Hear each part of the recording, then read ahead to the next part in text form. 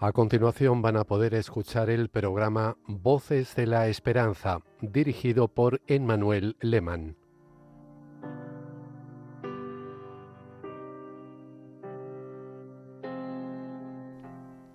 Mi nombre es Emmanuel Lehmann y una noche más os doy la bienvenida a Voces de la Esperanza. Hablemos de adicciones, desde los estudios centrales de Radio María en Madrid. Este programa ofrece testimonios, información y cultura en torno al universo de las adicciones. Pero, por encima de todo, trae una noticia vital, la de que uno no se basta a sí mismo. Esta noticia, aunque al principio suene a desaliento, es en realidad la llave de la esperanza. Va dirigida a aquellos que, como yo, buscaron respuestas en las sustancias, aliento en el alcohol o en los fármacos, a aquellos que creyeron encontrar alivio en el sexo, en la comida, en las pantallas o en el juego. Nosotros, que por pura desesperación nos convertimos en exploradores en busca de una salida, cometimos en realidad un simple pero devastador error de cálculo. Nos hemos dado cuenta de que nada de esto sacia nuestra insatisfacción y que todo aquello de lo que huimos vuelve siempre a nosotros como un boomerang. En esta lucha contra uno mismo, solo la total e innegociable aceptación de la derrota ante la adicción puede alzarnos como ganadores. Lo repito, uno no se basta a sí mismo. Pide ayuda. Juntos corregimos el ángulo, trazamos una línea directa entre el corazón y el cielo, porque el mapa de la recuperación une los caminos entre lo íntimo y lo sagrado. Y es justo ahí donde reside el tesoro que tanto ansiábamos encontrar, pero al que no sabíamos poner nombre. Allí nace el asombro ante una vida digna, pintada con todos los matices de la infinita paleta de colores de la existencia. Porque entender la naturaleza de la adicción es mirar nuestra humanidad en un espejo nítido. Sí, el viaje es hacia adentro, hacia uno mismo. El templo que Dios eligió para dejarse encontrar. El templo en el que se reconstruye el vínculo antes que las piedras.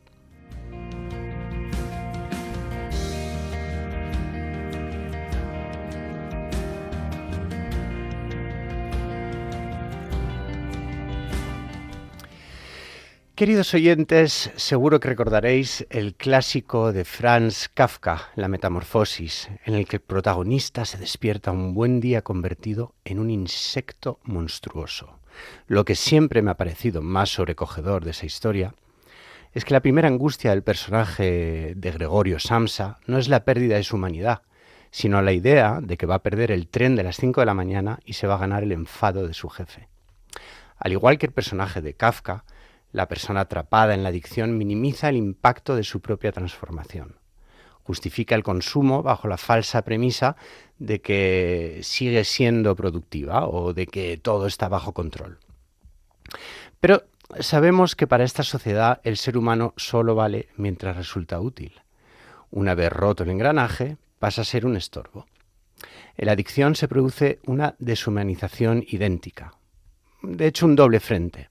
Mientras que su propia voluntad e identidad son confiscadas por la tiranía del consumo, el sistema se resiste a reconocerle su condición de enfermo. El ser humano es capaz de normalizar su propia destrucción hasta que, un día, el caparazón del hábito se vuelve demasiado pesado para recordar qué significaba ser libre.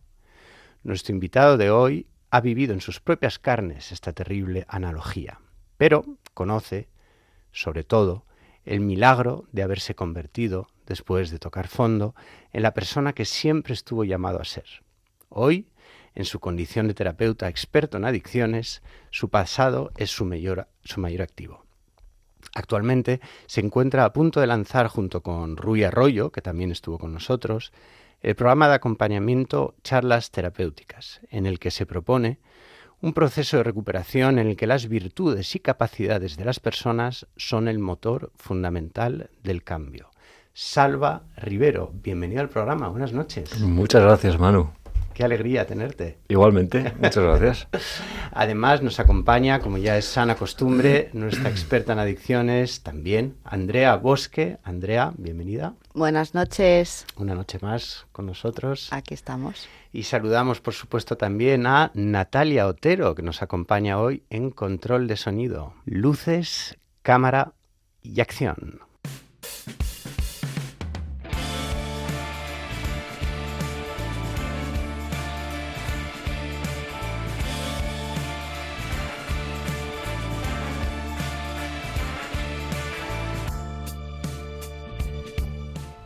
Vamos a ver, pues permitidme, para los que estáis escuchándonos, que os describa a nuestro invitado de hoy, porque tengo enfrente a una persona a la que veo la mirada bondadosa, limpia, buena planta, elegante, amable y atento desde que hablamos la primera vez el otro día para invitarte a este programa. Salva, ¿quién eres hoy en día en recuperación? Si tuvieras que describirte a ti mismo, ¿y quién eras en adicción activa? Pues, bueno, primero muchas gracias por los piropazos. Sí, empezamos por lo bueno, por lo que se acerca más a lo que creo que es mi esencia o la autenticidad. Es algo que vengo pensando últimamente de manera más constante o está más presente, digamos, en mi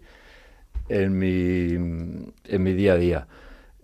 Por primera vez en mi vida tengo la sensación, desde hace ya unos años, pero estaba en aumento, de que sé reconocer las partes que menos me gustan de mí, pero que son mías, al igual que las partes mejores o mis capacidades o mis virtudes, que esas también son mías y que de alguna manera no las estaba poniendo en valor. Y lo que me he dado cuenta es que por primera vez acepto que soy yo, todo un conjunto en el que hay cosas buenas, hay cosas malas.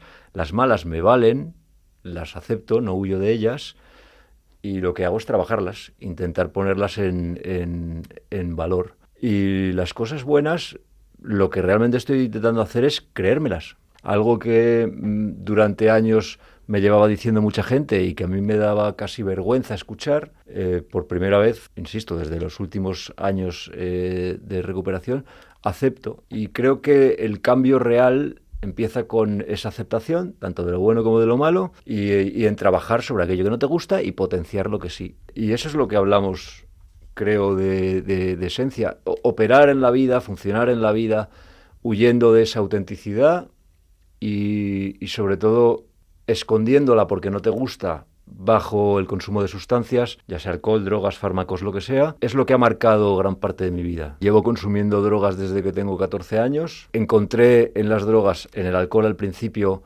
una especie de superpoder en el que yo pensaba que me ayudaba a relacionarme mejor, a hacer cosas a las que yo no me atrevía, y realmente nunca me di la oportunidad de saber si yo era capaz de hacer esas cosas o de ser extrovertido o de socializar o de manejar mi supuesta inseguridad sin el consumo de fármacos. Con lo cual el consumo continuado durante todos estos años no solo me ha hecho alejarme de mi esencia, sino que ha hecho que no me haya dado la oportunidad de manejar esas cosas quizá menos buenas o que yo suponía que eran menos buenas. Entonces, por un lado, creo que hoy en día soy más seguro de mí mismo, soy más constante, soy más tranquilo, vivo en una calma, creo que tengo capacidad de ser más generoso, de ser bondadoso, y en cambio he vivido pensando que tenía que ser una especie no de superhombre, pero de alguien que destacase mucho a nivel social, alguien que tenía que entretener, alguien que tenía que minimizar las cosas importantes de la vida, en favor de ese perfil que te estoy contando. Me gusta esta idea de esencia, ¿no? Que ya en el pasado eras quien eres, pero a lo mejor con demasiadas capas que has ido, digamos, pudiendo deshacerte de ellas y para realmente llegar a quien eres hoy. ¿Qué pieza crees que te faltó en aquel entonces para que toda tu atención se girara hacia las drogas, que has descrito como un superpoder entonces, pero ¿por qué fueron las drogas y por qué no fue otra cosa? O sea, el germen de todo, en mi caso, está en la inseguridad, una inseguridad intrapersonal en la que yo desde siempre tendía a compararme, o por arriba o por abajo, con gente que desde el colegio o en los sitios donde iba los fines de semana, o en la calle, o incluso dentro de mi propia familia, con primos, entonces siempre tenía esa necesidad de compararme, y me comparaba desde abajo, como haciéndome pequeñito. Baja autoestima. Baja autoestima, pero creo que esa baja autoestima no fue por nada que me hubiera pasado en mi vida, sino que era algo muy mío. Supongo que es incluso un rasgo de carácter.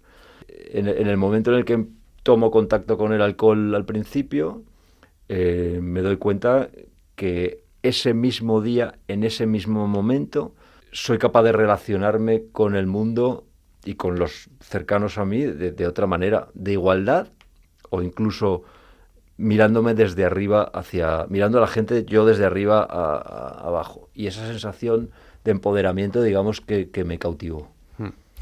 Si tuvieras que describir o explicarle a un niño de 8 años en qué consiste la adicción, ¿cómo lo harías?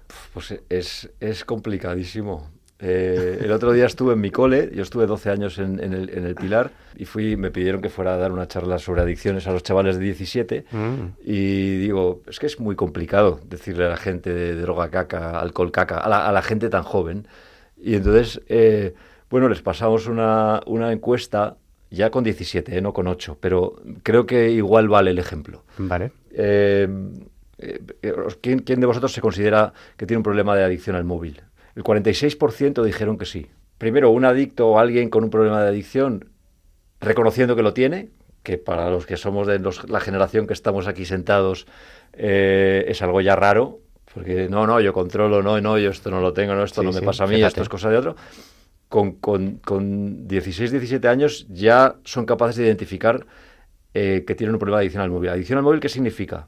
Que mis notas han empeorado, que mis relaciones en casa con mis padres han empeorado, tengo más discusiones. Estos son todo cosas que pueden ser fruto de la edad también y de la adolescencia. Pero bueno, ellos mismos son capaces de verlo. Mis hobbies o han perdido relevancia o los he apartado de mi vida, y además me estoy relacionando presencialmente con mis amigos de otra manera, más lejana, o estoy volcándolo todo en redes. Básicamente lo que es la vida de un chaval de 17 años, estas 4. Con lo cual a un niño de 8 años que todavía, por norma general, no tiene un móvil, no sabría ni por dónde empezar, si te digo la verdad. Quizá utilizando la tecnología, los móviles, las pantallas como gancho, es mucho más fácil de entender la adicción que con sustancias, alcohol o drogas. Me parece muy buena manera de ponerlo, es decir, si...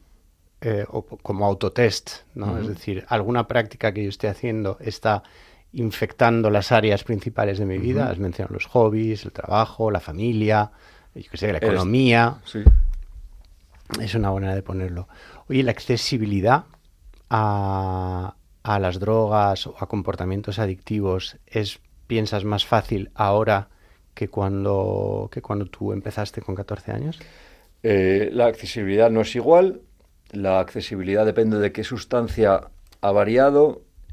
Hay políticas acerca del consumo de alcohol o de la publicidad del alcohol o de las apuestas online que hacen o del tabaco, que hace que la accesibilidad sea un poco menor.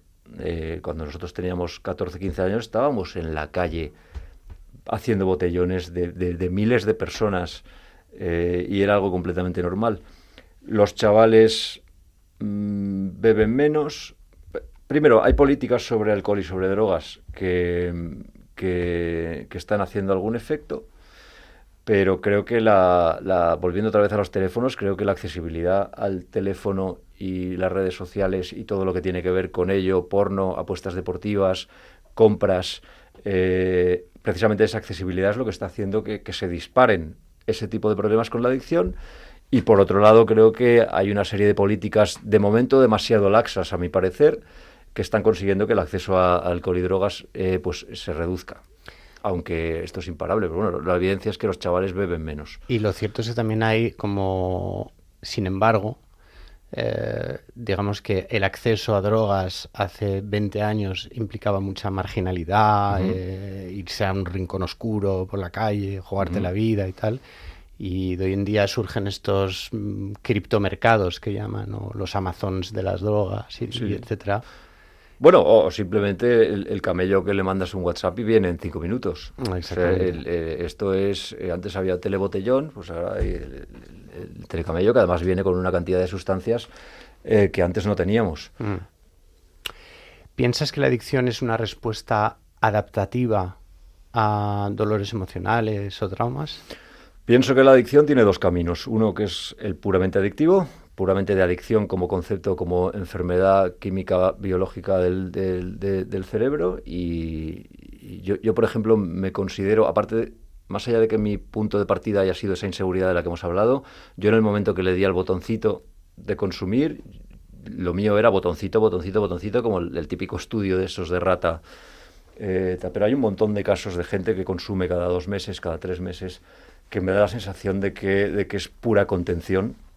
Contención, aguanto, estallo. Aguanto, estallo. Y no son patrones reales de lo que tenemos en la mente de, oye, consumo adictivo, de, oye, alguien que tiene la necesidad de consumir todos los días, porque si no tiene un síndrome de abstinencia desagradable o tiene cambios emocionales desagradables. Entonces, no me cabe la menor duda de que las drogas funcionan muy bien. El alcohol y las drogas, para considerarse tal, necesitan dar placer y aliviar dolor.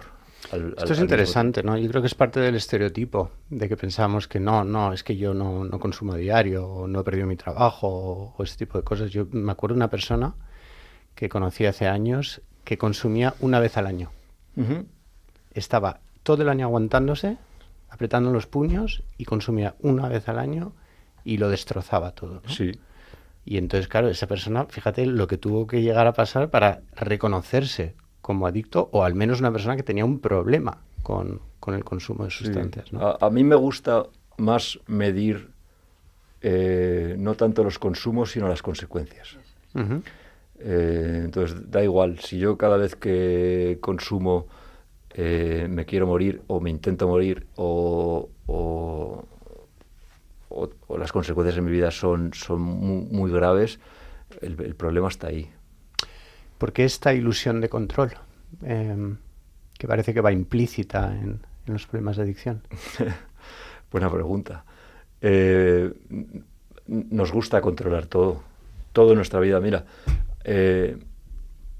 creo que ahora hay un margen de maniobra gracias a programas como este, o al podcast de Rui, o a que la propia sociedad está desestigmatizando las adicciones. La gente cada vez da menos por normal que el consumo esté integrado de la manera en la que está integrada en nuestras vidas. El público general que viene, por lo menos a mí o a nosotros, es gente que conserva un trabajo, conserva una mujer, un marido, unos hijos, conserva algunos hobbies, está haciendo equilibrios, pero lo cierto es que el viernes le da el botón del play y eso implica mucho alcohol, a veces cocaína, juego online o prostitución o muchas compras o lo que sea, con lo cual el patrón, creo que el patrón de consumo y de cuándo se pide ayuda ha cambiado, se adelanta cuando la gente pide ayuda, y eso creo que tiene que ver también con la necesidad de control. Oye, yo no controlaba absolutamente nada en mi vida, nunca. Yo llegué a recuperación sin trabajo, sin oficio, sin beneficio, prácticamente sin estudios. Mi vida adulta había estado condicionada absolutamente por las drogas. El descontrol habría sido desde el principio. En cambio, los perfiles que veo ahora, no quiero decir que no haya de los demás, son gente que tienen controlado de alguna manera muchas facetas de su vida y se empeñan en controlar esta también. Y, oye, son muchos años, son muchos cabezazos, y finalmente piden ayuda. ¿Cómo fue tu propio proceso de rendición o de aceptación, como decías al principio? Pues, bueno, yo llevo en tratamiento desde que tengo 20 años. Estuve 2 años en Proyecto Hombre, que me vinieron muy bien, aprendí mucho, ayudó a fortalecer mis relaciones familiares. Yo tengo 4 hermanos pequeños y mis padres. Ajá. De alguna manera nos ayudaron como familia a entender un poquito qué pasaba y a buscar un poco a posicionarnos dentro de la familia. Bueno, volví a consumir. Esto no significa que la adicción, o sea, que el programa de Proyecto Hombre no funcionase. Funcionó para unas cosas, pero no acabó con el consumo porque yo probablemente no estaba en el momento idóneo. Esto me llevó una década entre los 22 y los 32, los 30, de mucho consumo, de la que prácticamente, bueno, pues tengo poco recuerdo. A los 30 años paré. Ingresé en un centro 2 meses, estuve haciendo terapia muy intensa mañana y tarde de grupo durante 2-3 años, empecé a trabajar, primeros trabajos serios de mi vida, por decirlo de alguna manera,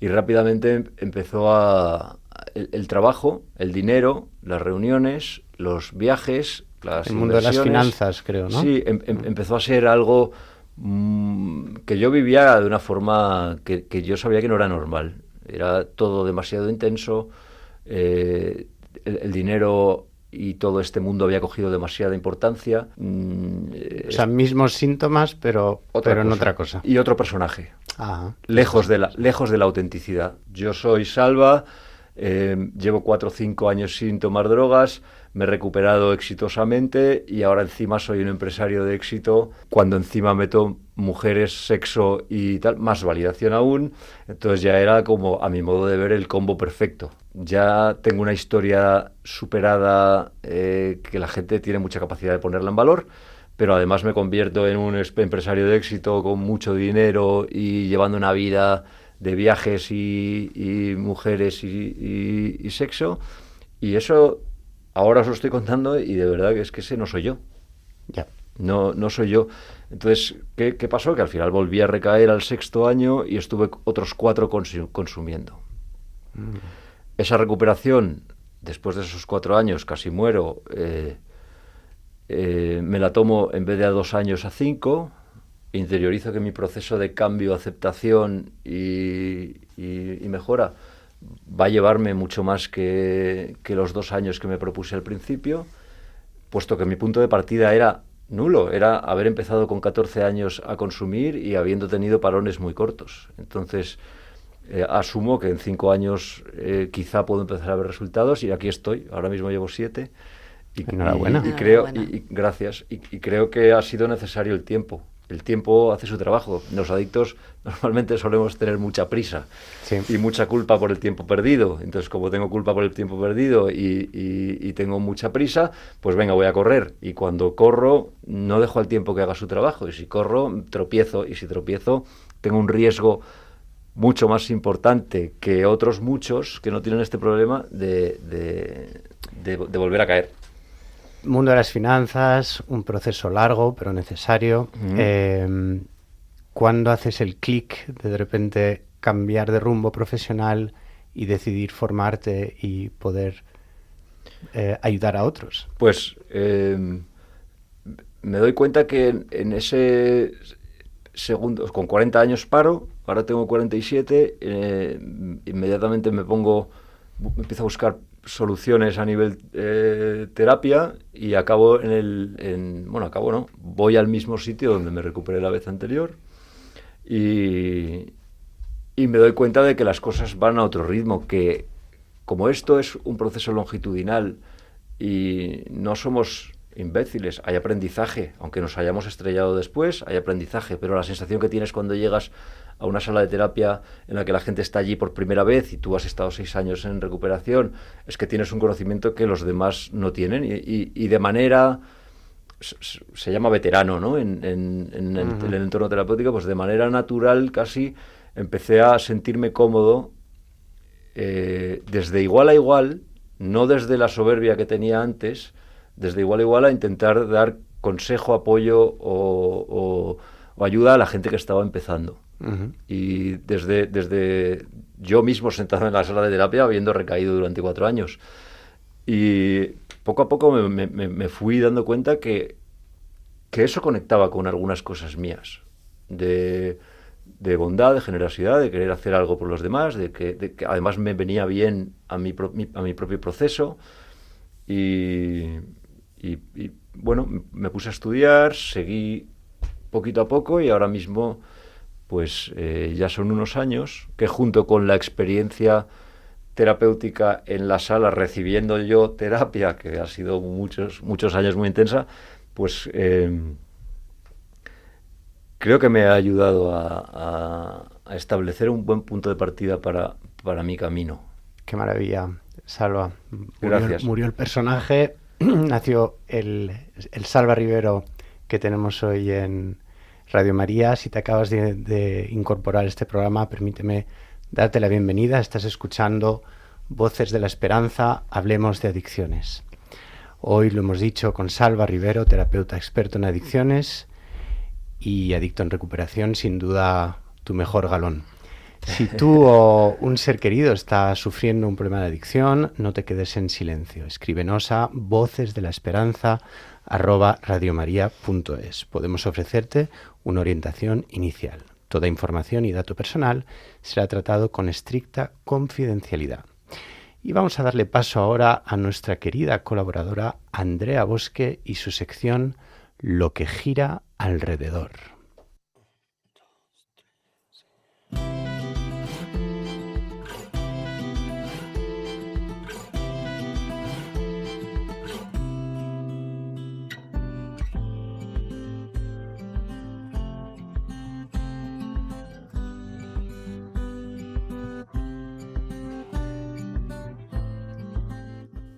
Hola, hola, buenas noches. Bueno, gracias Alba por tu testimonio y me gustaría aprovechar tu experiencia para analizar un fenómeno psicológico y comercial que nos está pasando desapercibido, pero que tiene consecuencias devastadoras: la banalización y el blanqueamiento de ciertas sustancias. Seguro que todos recordáis la época dorada de los light en alimentación y los refrescos, que nació como una respuesta comercial realmente a una alarma social por la obesidad y el azúcar. El mensaje era muy seductor: sigue disfrutando de tu recompensa, el sabor, pero elimina la consecuencia, las calorías. Bien, pues hoy en día, con el cannabis o el CBD, que ahora se vende por todos lados, los vapers, pues la industria está utilizando exactamente el mismo manual estratégico. El vapor ya no se presenta como un cigarrillo, se diseña para parecer un USB elegante, un cosmético tecnológico o un juguetito moderno. Como huele a sandía, a gominolas, a melón, pues se anula por completo la barrera psicológica que antes separaba a un adolescente del tabaco. Ya no hay ceniza, ya no hay mal olor, ya no hay tos inicial y de hecho, bueno, hay un componente muy de moda y de tendencia. Con el cannabis pasa algo similar. Se ha construido una narrativa alrededor del CBD y la marihuana como plantitas naturales, ¿no? Una alternativa muy limpia que no es como las drogas duras. Se vende el beneficio de que te relaja, que es natural y claro, se elimina de la ecuación el peligro real. Al final, el consumidor justifica un patrón adictivo o abusivo bajo una premisa peligrosa. Pues podía ser peor mi situación, podría estar consumiendo cualquier otra cosa. Este es un fenómeno psicológico muy estudiado y cuando creemos que estamos ahorrando o protegiéndonos en un área, nos damos automáticamente permiso para descuidar otras. Como el vapor no tiene alquitrán, pues puedo vapear todo el día. Y te lanzo una pregunta, Salva. No es nueva la trampa de las drogas blandas, drogas duras, pero tú, en tu perspectiva, en tu experiencia, ¿observas una banalización de ciertas sustancias en el consumo actual? Bueno, totalmente, pero vamos, actual y de siempre. Creo que y mucha responsabilidad de esto la tienen los políticos. Las empresas hoy en día, creo que con más pasta de la historia, empezando por las tecnológicas, siguiendo por la alimentación, una industria muy fuerte como la de la nicotina, la del alcohol, nos siguen ofreciendo, con el permiso de los políticos y que se supone que tienen que estar velando por nuestra seguridad y nuestra salud, una serie de no, iba a decir potingues, pero llámalo X, de una serie de productos que de verdad el otro día leía escuchaba en un podcast, y estos son datos americanos, que una cuarta o una tercera parte de los chavales de 12 años ya han vapeado. Los vapeadores no son una nueva industria que ha salido, es la industria del tabaco, a la cual le llevamos haciendo frente durante un montón de tiempo, y una vez que pensábamos que le habíamos ganado la partida, porque es verdad que la gente fuma muchísimo menos y hay muchísima más prohibición, de repente están las nuevas generaciones, dale que te pego al vapor, para lo cual no hay estudios de lo que vale, no tendrá alquitrán, pero ¿qué más tiene? Porque estos no dan puntadas sin hilo. A ver si te crees que van a montar vapers que no tengan capacidad adictiva más allá de lo que pueda molar vapear en el recreo y ser el guay de la clase. Entonces, yo ahora mismo, de hecho, en los últimos 3 meses, he decidido quitarme el azúcar y me doy cuenta de lo complicado que es. Sí. De que está en todos lados, que te estás comiendo un jamón de york y resulta que está hasta arriba de azúcar, lo cual quiere decir que es como trampa todo, o sea, es que está todo diseñado como para que gente que tenemos esa vulnerabilidad a acabar enganchándonos a determinadas sustancias, pues que estemos en riesgo. Todo esto revierte en el sistema de salud pública. Total. Cuanto más engañifa de este tipo, más consumo, de repente más problemas de obesidad, más problemas de diabetes, más problemas de cáncer, más problemas de salud mental.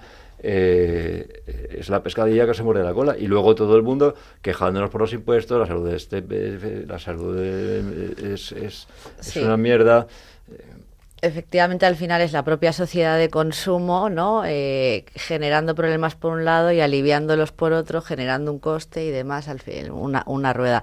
Yo, de hecho, con esto de los vapers, es que hay niños de hasta de 12 años, que yo lo sé por hijos de amigas y conocidas, que ya trafican en el colegio con vapers con 12 años y les mandan notas o los expulsan o tal. O sea, tú, ¿qué perspectiva, ¿no?, les puede esperar si un niño ya con 12 años trafica con vapers y siente que gana dinero al margen de la paga de sus padres?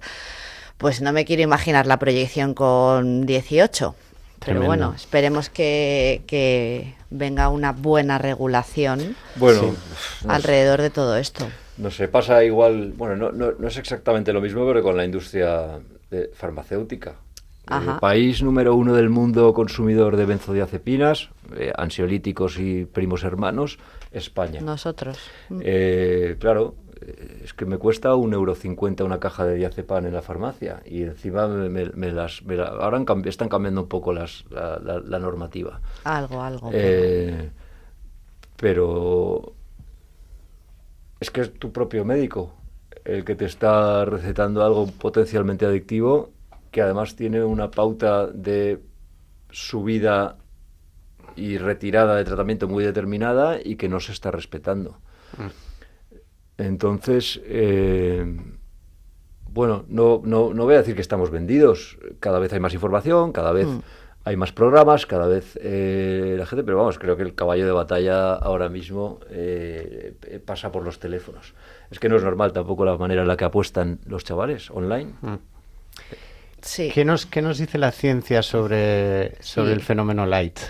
Pues bueno, al final, que ha demostrado que el consumo masivo de edulcorantes altera la microbiota intestinal, que genera picos de insulina y que mantiene viva, ¿no?, hablabas tú antes, la adicción cerebral al sabor ultradulce. Esperemos que, al igual que ocurrió con los productos light, el tiempo termine poniendo la verdad sobre la mesa, ¿no? Con los vapers sucede igual. Hoy ya vemos lesiones pulmonares graves, así como un devastador impacto del cannabis de potencia muy alta en la salud mental de los jóvenes. Al final, ¿en qué se traduce eso? Brotes psicóticos, crisis de ansiedad y el llamado síndrome amotivacional. Un dato médico alarmante es que el CBD es un potente inhibidor de dos enzimas hepáticas muy importantes, que son las encargadas de procesar y eliminar el 50% de los fármacos de la medicina moderna, pues desde ansiolíticos y depresivos hasta anticoagulantes o incluso de tratamientos oncológicos. Es decir, que si una persona consume CBD de forma regular y lo combina con su medicación habitual, bueno, esta premisa viene porque muchas personas creen erróneamente, ¿no?, que el CBD está indicado en muchos procesos médicos o terapéuticos para relajar, para calmar, ¿no?, para encontrar una especie de paz, entre comillas, natural.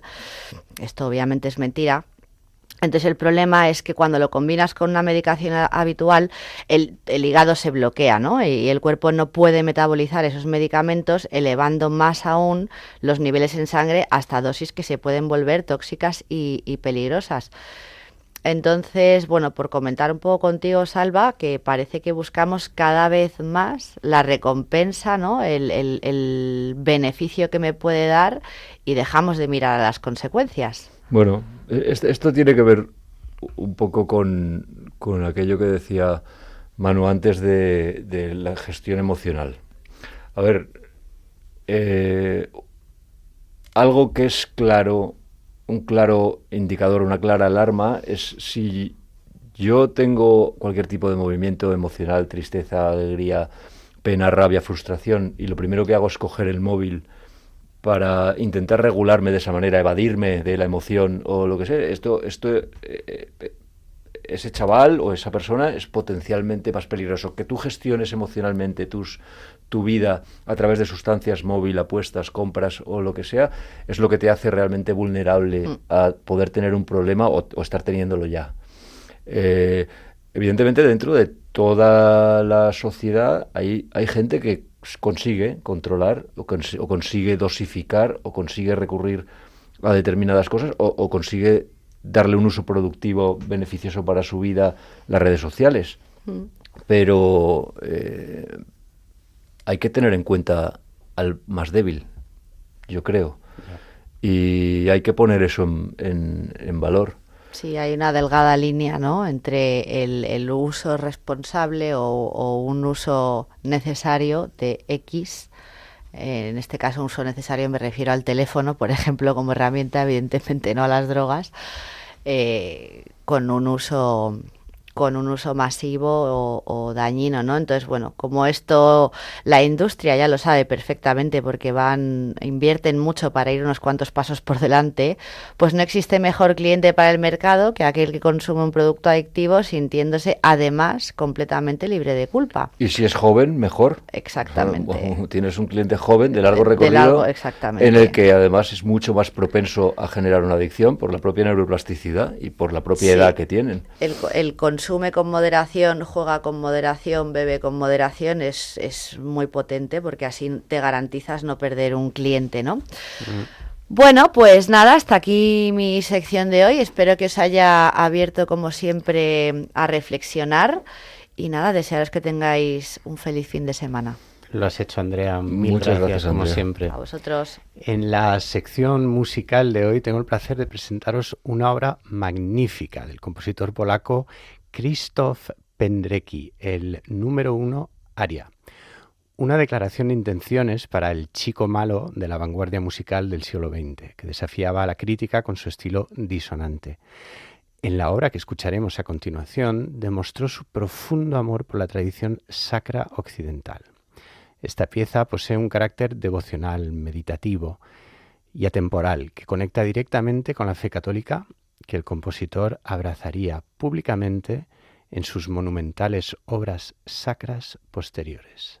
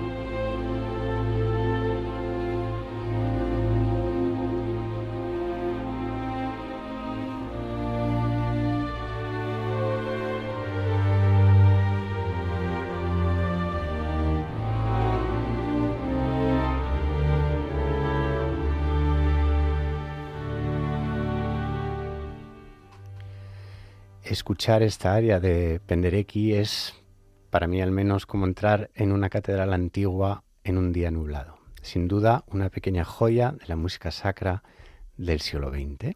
Y si te acabas de incorporar a esta emisión, estás escuchando Voces de la Esperanza. Hablemos de adicciones, que hoy es la de Salva, adicto en recuperación, que supo reconducir su vida y convertirse hoy en una persona que ayuda a personas que pasaron por lo mismo que él. Hemos estado hablando de un montón de cosas, de dónde vienes, qué estás haciendo hoy en la actualidad. Oye, ¿qué hubiera pensado el Salva de entonces, el que estaba en adicción activa, el que estaba en pura desesperación, el que describías también en esa recaída, ¿no?, tan terrible que tuviste? Si le hubiéramos contado a ese Salva que estarías hoy en Radio María frente a un micrófono mandando un mensaje de esperanza, pues ¿se lo hubiera creído? No. No, creo que no va tanto por si me lo hubiera creído o no, sino por qué coñazo de vida tienes, tío. ¿Sabes? El personaje de aquel entonces, sí, el ¿no? personaje era de todo velocidad, todo historieta, todo generar aventuras y locura. Estar sentado hablando desde la calma me habría parecido aburrido. Es una de las cosas principales de las que me he dado cuenta, que es que ni soy tan sociable como yo pensaba, ni me gusta tanto la gente como yo pensaba, y no me gustan los saraos de más de 6 personas, y estoy bien con eso. Oye, y sin embargo eres feliz a día de hoy. Pero vamos, yo siempre digo que tenemos que intentar vivir entre el 4 y el 6, y el 4 y el 6 no significa que no seas un 8 de feliz entre el 4 y el 6. 4 y 6 en estado de ánimo, en estado emocional, en estado de agitación, en estado de movimiento, porque yo arriba en el 9 me manejaba mal, y en el 2 peor aún. Entonces, bueno, pues estoy en esa onda entre el 4 y el 6, navegando, en la que estoy muy cómodo, y soy capaz de ser un 8, un 9 o un 3 de feliz ahí, dependiendo del día, pero vamos, la tónica general es que me mantengo en un 7, 8 de felicidad, y eso me gusta, es algo que no me ha pasado nunca. La sensación de constancia, la sensación de control, la sensación de que tengo la seguridad de que pase lo que pase voy a estar bien, eso no tiene precio.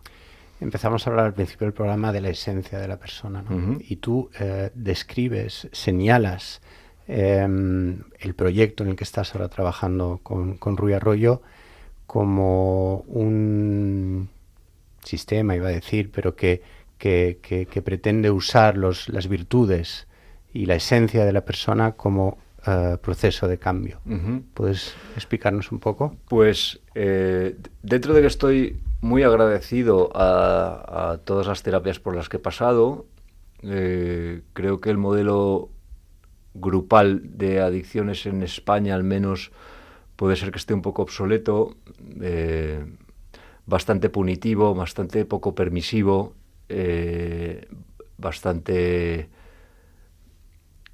Mira, no, es que a mí me prohibían leer. Es que a mí me anulaban en el sentido de, oye, mira, tú eres un adicto, eres un mentiroso, eres un tío que todas las decisiones que has tomado en tu vida están mal, entonces cállate, haz lo que aquí se dice, esta es la verdad absoluta y la única que vale, y ese libro que te vas a leer no te lo leas, porque igual te confunde. Ya. Y no digo que eso no me haya ayudado, me sirvió de guía, seguro, pero adaptando los procesos terapéuticos. Bueno, primero, creo que esos modelos estaban muy bien para gente que pasaba o que atravesaba por procesos relacionados con la heroína, que fueron creados a finales de los 80, a principios de los 90, y que funcionaba esa rigidez, quizá. Hoy en día la gente, como he dicho antes, levanta la mano antes, llega sin una casuística de calle, pérdida de trabajo, pérdida de familia, pérdida financiera. La gente quiere acabar antes, y es gente que está altamente preparada para la vida. Uh-huh. Entonces, nosotros entendemos que no hay nadie que se conozca mejor a sí mismo que tú, que nadie va a conseguir poner en valor todas las cosas buenas que tienes salvo tú, o mejor que tú, y que por lo tanto hay que intentar buscar esas cosas buenas para ponerlas sobre la palestra y trabajarlas. Entonces, ¿hay más riesgo de recaída? Sí. En el sentido de que al ser la adicción un proceso longitudinal de vida, en el que yo empecé con 20 y tengo 47, y siempre, a pesar de las subidas y bajadas, ha sido un proceso ascendente de autoconocimiento y de evolución, la gente que se pone en tratamiento hoy en día creo que necesita hacerlo de otra manera. Nos consta que nos escuchan personas que necesitan ayuda, nos escriben muchos correos, nos piden pues al menos una primera orientación. Sí me gustaría que para terminar este programa te pudieras dirigir directamente a aquella persona que nos esté escuchando en este mismo instante y que a lo mejor esté en este punto de desesperación en el que necesita ayuda. El que crea que necesita ayuda, creo que de verdad la recibirá bien. Pero en la línea de esto que estamos hablando hoy, haría un ejercicio de mirar atrás, quizá a tu infancia, quizá cuando eras joven, quizá cuando las drogas no formaban parte de tu vida, intentes buscar, recordar aquellas cosas que te hicieron sentir bien, aquellas cosas que te dijeron que ponían en valor lo que realmente tienes, que sigue estando ahí, pero es que las drogas tienen esa capacidad de llevárselo todo. Y que intentes conectar con eso, porque eso es lo que realmente te va a ayudar, junto con la ayuda que seas capaz de conseguir, no solo a dejar las drogas, sino a conseguir una vida mejor y alineada con tus verdaderos valores y con tu verdadera esencia.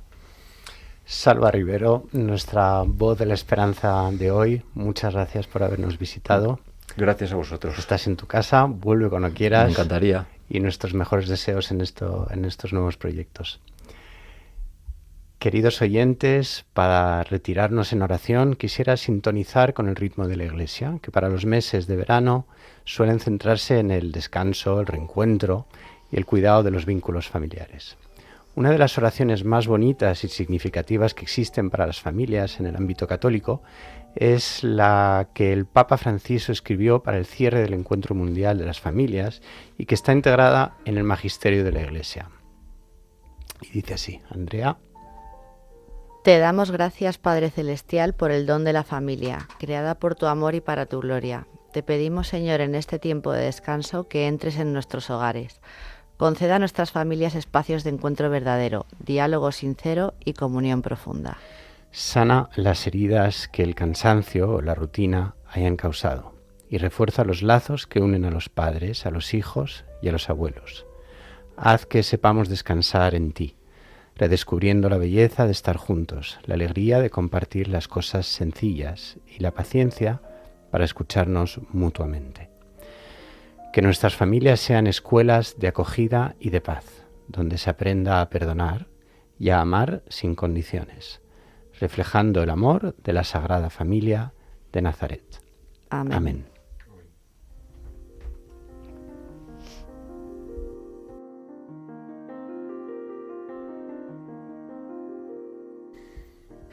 Si crees tener un problema de dependencias o piensas que un ser querido puede tenerlo, por favor pide ayuda. Solo no se puede. Escríbenos a vocesdelaesperanza@radiomaria.es. Estaremos encantados de leerte y orientarte. Toda tu información personal será tratada con absoluta confidencialidad. Podéis volver a escuchar este y otros episodios en la sección de podcast de la web radiomaria.es o en vuestras plataformas de podcast favoritas. Nuestro próximo programa se emitirá el sábado 29 de agosto a las 11 de la noche, las 10 en Canarias. Cuéntaselo a quien creas que le puede servir. Estas han sido las voces de la esperanza de hoy. Hasta pronto.